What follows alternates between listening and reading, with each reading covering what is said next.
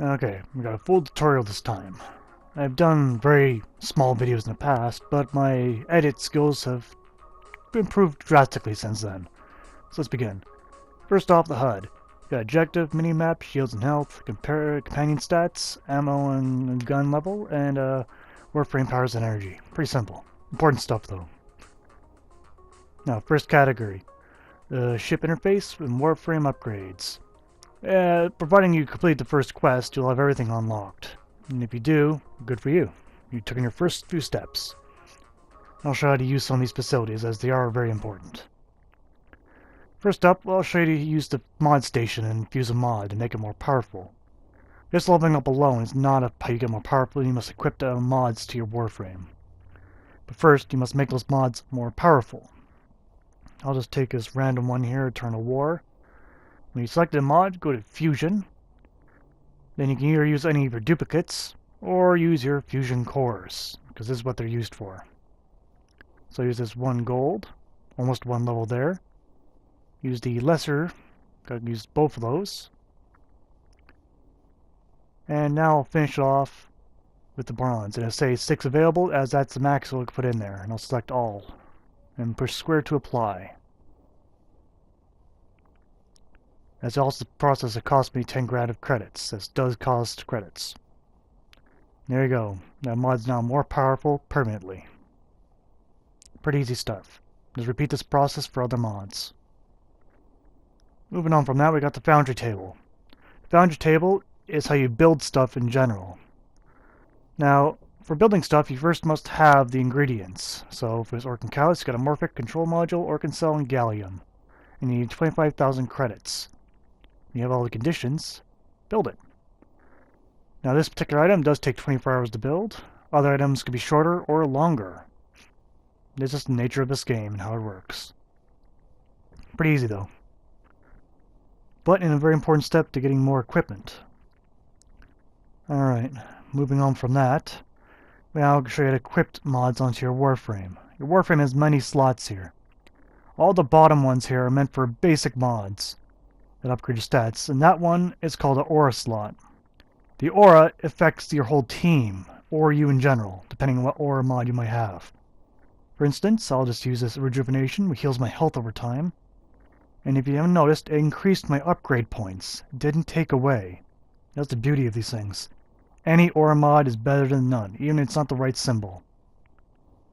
Now, important mods to have is, in the beginning, is redirection and vitality. They increase your health and shields. Starting off, you're going to want both of them. Upgrade as much as you can, so that way you survive longer in the fight. As for another mod, it all depends. Now I have 7 upgrade points, and I have that one little slot. And if you notice, my redirection cost half as much as my vitality now. Because of this, it is now I can fit this extra mod in here, which I chose in Rage. There we go. And with that on there, it's half points as well. Even though I only have level 21 Equinox, I was able to fit on 3 mods. Very high level too. Okay, next up we'll go to the weapon. The weapon table is similar, but much less fewer slots.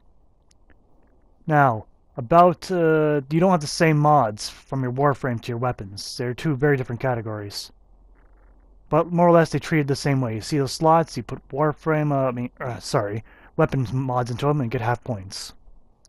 For companion, you have you average 10 slots, but you don't have an aura slot on this one. Or the Exilus slot, which I'll explain later.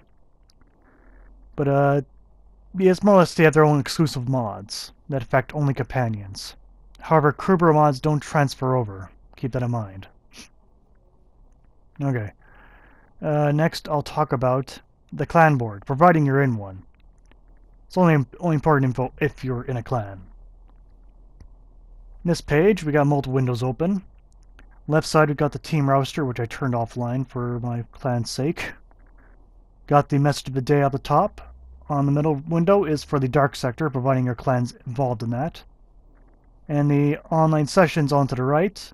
The clan log on the bottom, which is basically a record of everything happening in your clan. And then the Enter Clan Dojo shortcut. So you don't have to always do it from your navigation, just do it from here. For the ranks of clan, I'm not going to go over that because that changes from clan to clan. Some of them think it's important, some of them think it's not. I don't think my clan really takes a heavy stake on that. It's more or less just experience more than anything. So I'm not going to cover that. You ask your clan leader or clan mates if you were confused about such things. And now finally the dog. Okay, for Krubero, pretty simple interface, because your Krubero is a living thing, it has to be taken care of. So you must have DNA stabilizers to prevent mutations. You have to interact with it so it actually becomes interested in you, and if you want to sell it, you can have 2 imprints. 2 imprints per Krubero. And to make a Krubero, you must first need an egg, incubator, car core, and a stasis slot open. And stasis will allow you to freeze your Krubero in time, allowing it to stay healthy. Next section, melee. Melee damage is a large chunk of the game. Some people like it, some people don't.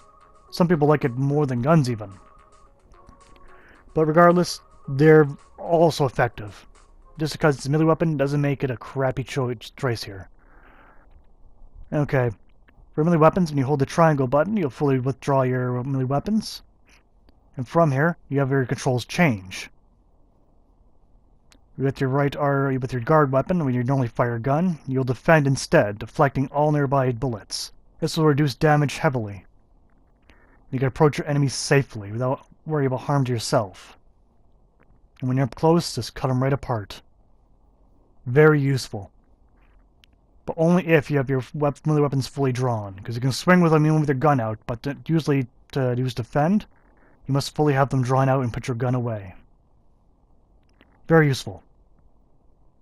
Especially if you want to go all melee. Alright, next we'll talk about channeling. Channeling increases melee damage, but every swing or strike costs you energy. In this case, it would cost me 5 energy every time I hit an enemy, but systematically doubles damage. And the more you hit opponents, the stronger your melee attacks will be, so you must build up a chain. If you build up a chain, bigger enemies will drop quicker. You have a large group of enemies, try to hit as many as fast as you can. For every 5 enemies hit, your damage multiplier will go up.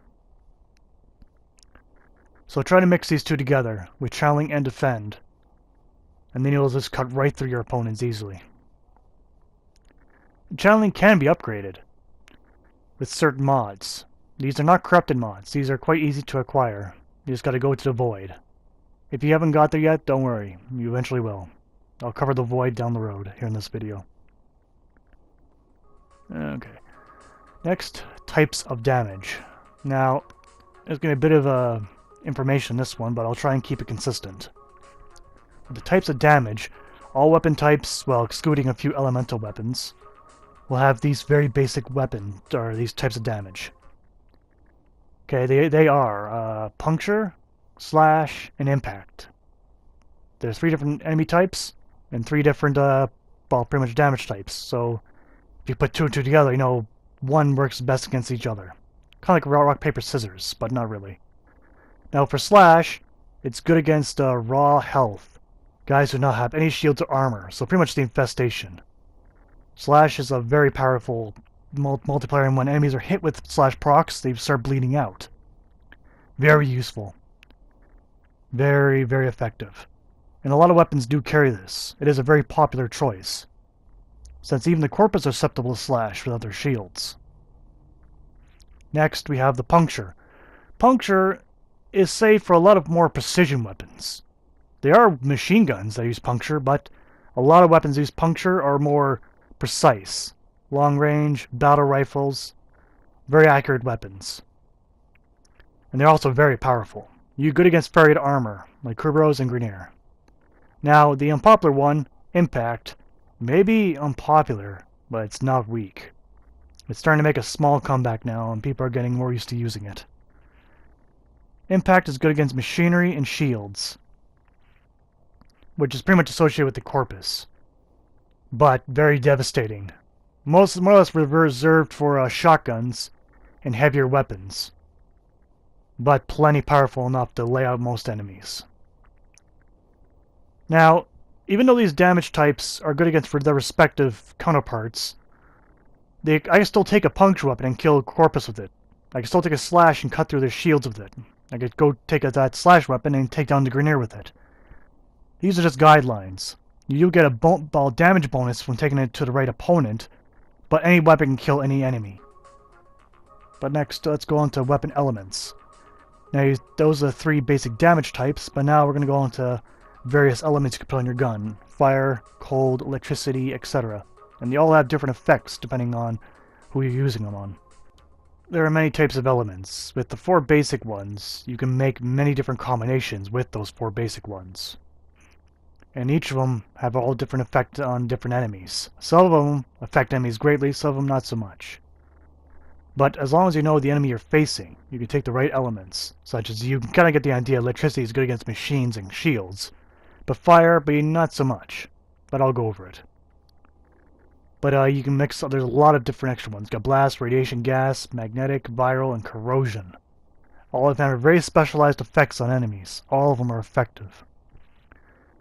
Okay, but some weapons are pretty much built for elements like this. The comb, which I built mine to 99.7% elemental chance. So every time I hit someone, it's guaranteed elements. Guaranteed every shot.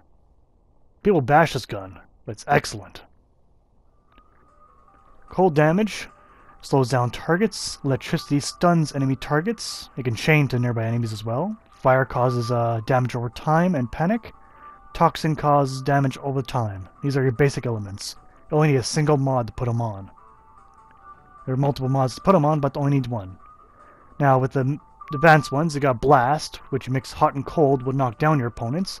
Corrosive will reduce enemy armor by mixing electricity and toxin. Gas will cause pretty much a basic toxin area effect, but you must mix heat and toxin to make this. Pretty much for enemy which they work against, these are generally work against many enemies. There is not very enemies that are resistant to these. The Grineer are pretty resistant to the blast, but the other ones work on anyone. Then we got magnetic to reduce enemy shields, mixing cold electricity. Radiation will lower enemies' accuracy and cause enemies to shoot each other, mixing heat with electric. And viral will reduce enemies' health, mix cold with toxin. Magnetic is only going to get in shields, so you know that's not for anyone else but the corpus. Radiation works on everyone. Works very good on the Grineer. And viral, no one really is safe from viral. Only scarce for some infested bosses. But viral works on everything. Now, many weapons have different builds. Some go for a heavy critical build, like my Vectis Prime. Is designed for criticals, and some base damage added. Now, my Tigris, I think that's how it's pronounced, is usually a heavy base build, but it does even have a good elemental build with the status. But it's fairly, decent to use. But now the Hex Shotgun is an elemental weapon with a base build. So there's a lot of variety in the weapon categories. And moving on, we got the pure elemental weapon, the Glaxion. At least that's pronounced. It has only cold damage. No slash, no puncture, nothing else. But it still works. It's just specifically made to freeze enemies. Then you got some weapons that don't really have any elemental or criticals. Just plain base damage. Like the Boltar Prime here. So when you pick it up, you know just to invest everything in the base damage. Alright, next, the enemy. I'll go over the 4 categories of enemy. Well, there's only 3 categories. For now. To get this started, we're going to start with the Grineer. The most common enemy you'll probably run into in the game. They are militarized clones. Firing basic bullets. Not so much in the way of lasers, not really. But they rely on heavy armor and a lot of brute force. The majority of these guys will come at you in great speed. And don't really take priority of hiding. They'll rely on their armor and their heavy weaponry to do the talking. And will attempt to suppress you and to eliminate you as quickly as possible. Now there's many different variety of them too. Ranging from melee units to grappling ones to hiding to heavy ordnance to basic infantry. They even throw grenades at you. They are quite a force to be reckoned at high levels. because their bullets are not easy. You don't see bullets coming at you. You just know they're firing them at you. So you can also be careful at high levels, because they can hit you at any distance very easily. It's not like the Corpus, where the lasers are easily distinguished. You can see where the lasers are going.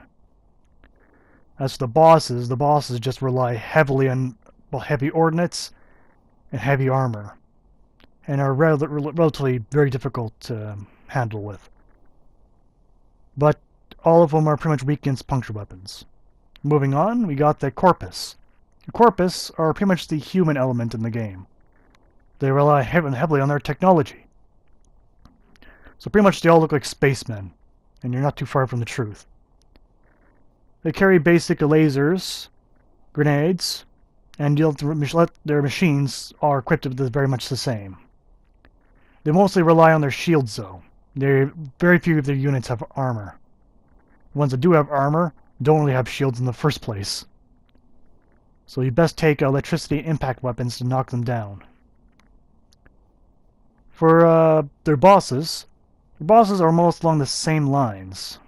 They rely heavily on their shields to defend themselves, and let others do their bidding for them. But for their projectile speed is relatively slow for the rest of them.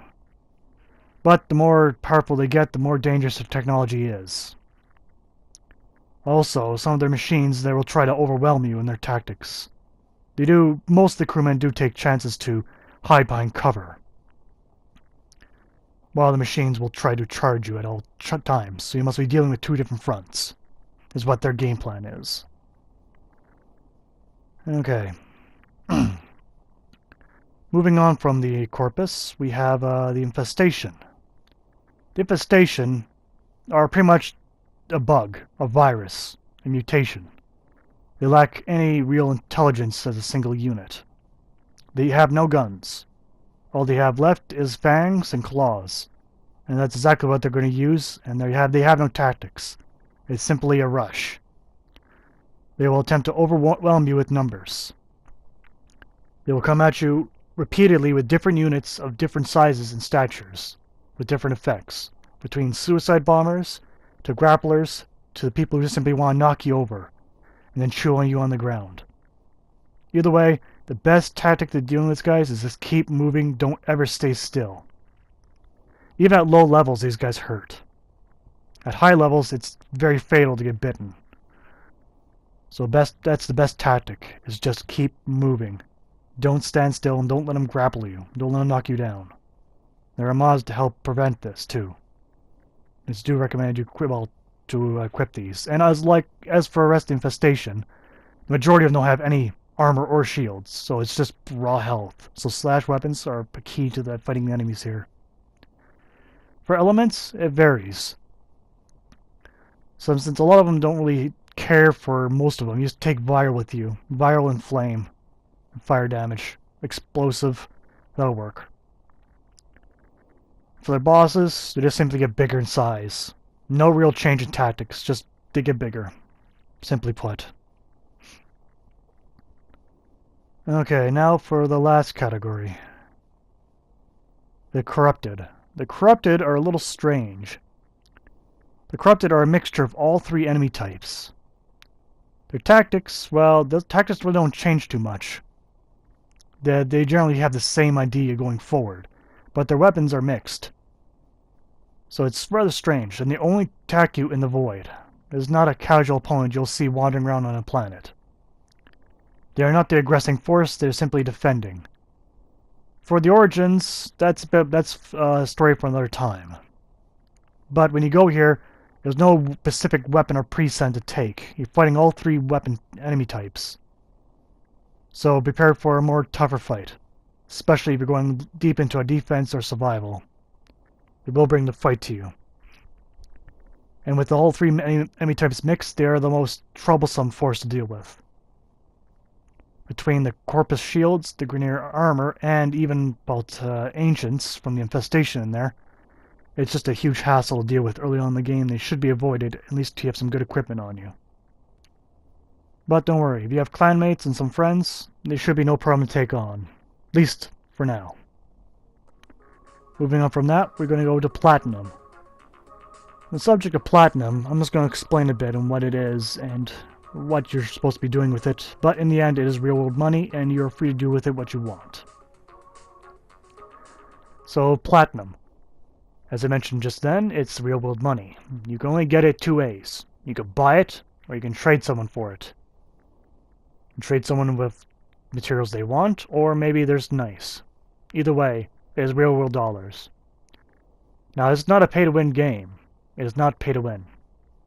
I went through this entire game now for a couple of years, and I've paid as little as $20 on it. I'm not that great of a person. I'm not supporting developer. I know. Don't judge me. But you don't really need it to advance. I think of platinum as a shortcut. If you don't want to really spend a lot of time trying to get something, you can just pay with platinum to get it immediately. That pleasing platinum does have its perks. When you buy something like a weapon, you'll usually get a catalyst weapon slot with it. So you're getting a bit of a bang for your buck, but it's still a little bit expensive. Or you can use platinum to trade other players for various other things. It is the universal currency in the game. Everyone wants it. But you're free to use your money how you see fit. Use it or don't. It's really up to you. But nonetheless, I usually take it and I usually use it to buy useful things for my clanmates or to pay them for services and such. Okay, as for the next category, it'll be in the next video. This video is already too long. If I try to squeeze everything in one video, I'll be doing this forever. So the next video will be up soon.